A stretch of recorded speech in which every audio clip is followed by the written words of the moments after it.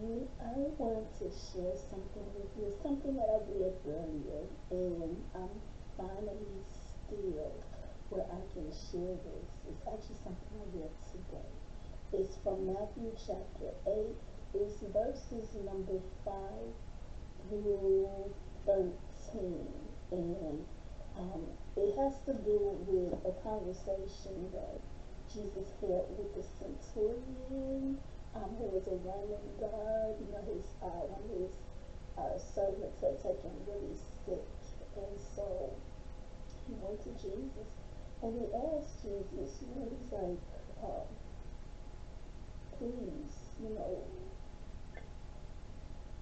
he's asking him like, please, come, you know, heal my servant. And I thought it was very interesting because of Jesus' comment to him, and his number one, his willingness to go, stood out once I began to understand what actually was taking place in the scriptures. His willingness to go, you know, in comparison to people today, and how people act towards people of other nations, and you know,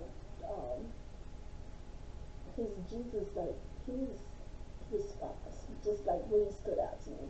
And so I wanted to share that with you because earlier today I was looking over again, finally back to this one of the scriptures on my list where Jesus is saying, I tell you the truth, or depending on what translation you're reading, he might say assuredly, which for me is for real, which means no truth. Remember, Jesus is the way, the truth, and the light, right? So in my search for truth, I found myself just really gravitating towards every scripture where Jesus actually spoke, I tell you the truth, or assuredly, truly. So let me read this to you, and then I want to share with you the parts that stood out. So it says, this is again Matthew chapter 8, starting in verse 5. It's 8 verses. It's just 8 verses. It's 5 through 13. This is what it says.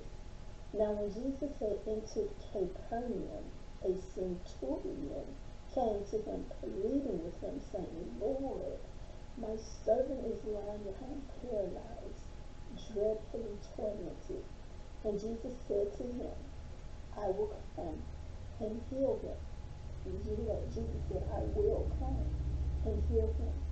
Verse 8, it says, the centurion answered and said, Lord, I am not worthy that you should come under my roof, but only speak a word, and my servant will be healed. Did you hear that? He said, just speak a word, and my servant will be healed. Now check out why he said that. He said, for I also am a man under authority. He says, having soldiers under me. And I say to this one, go, and he goes, and to another, come, and he comes, and to my servant, do this, and he does it. So he understood the authority. This was a centurion. He was a Roman officer, okay? So he had authority, and he was able to tell a person, somebody else, to go, or to come, or to do, and they would go, come, or do. And so here he is. He recognizes the authority of Jesus. Like he recognizes it, right? And so he says, you know, I'm not worthy for you to come to my roof, but if you just speak the word, I know that this will happen. So this is what Jesus says. It says verse 10. When Jesus heard it, he marveled and said to those who followed. Now he's talking now. When he heard what this, because this Roman centurion was not a follower of his. So when he heard what this Roman centurion said, what this Gentile said, was somebody who was not even a follower of him, when he heard what he said, he now speaks to his followers. And he says to them, he says, assuredly I say to you, I have not found such great faith, not even in Israel. So what stood out to me about that part, now part of Israel. There was 10 brothers, I mean, excuse me, there was 12 brothers. And their father, whose name was changed from Jacob to Israel, these 12 brothers now took on the name Israel, meaning that they were sons of their father. And then individually, these brothers, now Judah, the tribe of Judah, is basically children from his son Judah, who was the son of Israel, okay, aka Jacob. So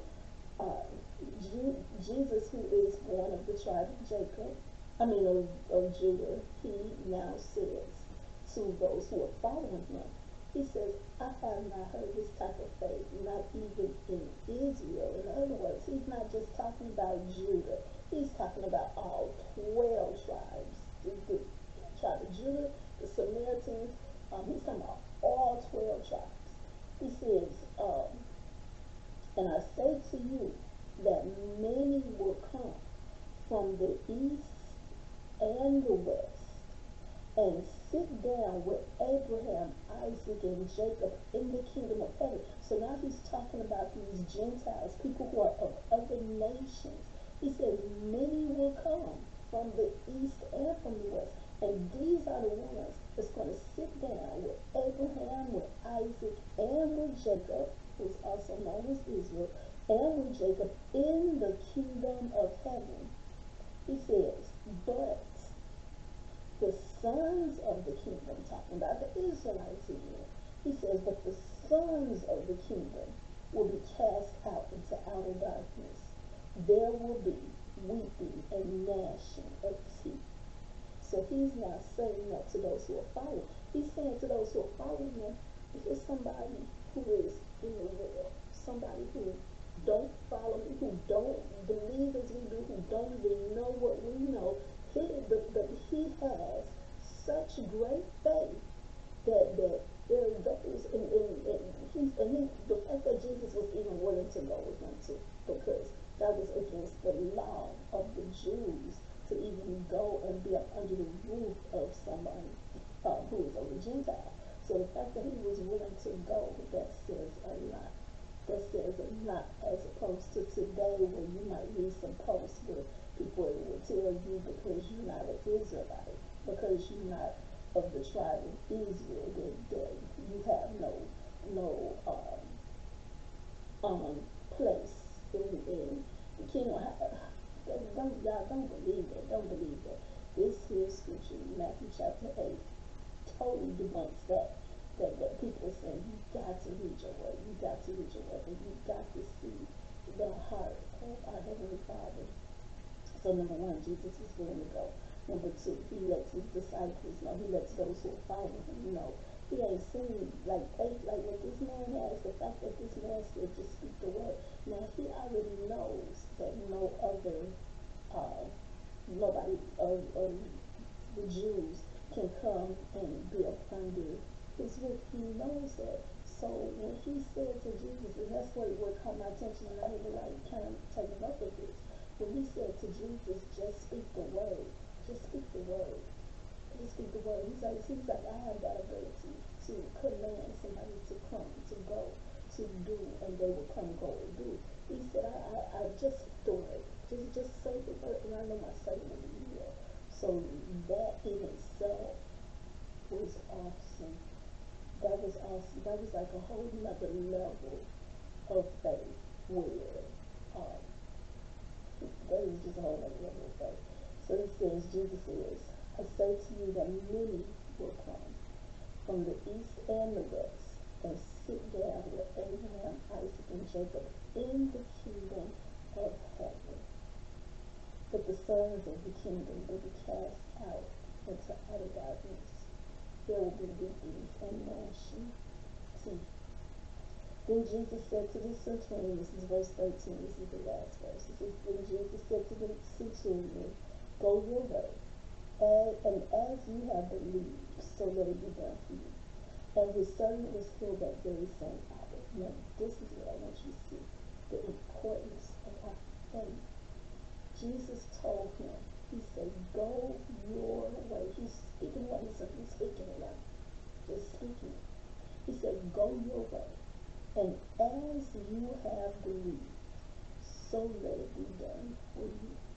That's what we need to take note of. As we have believed, so will it be done for us. What are you believing? What word are you listening to, receiving, and taking to heart? What are you believing? Because as you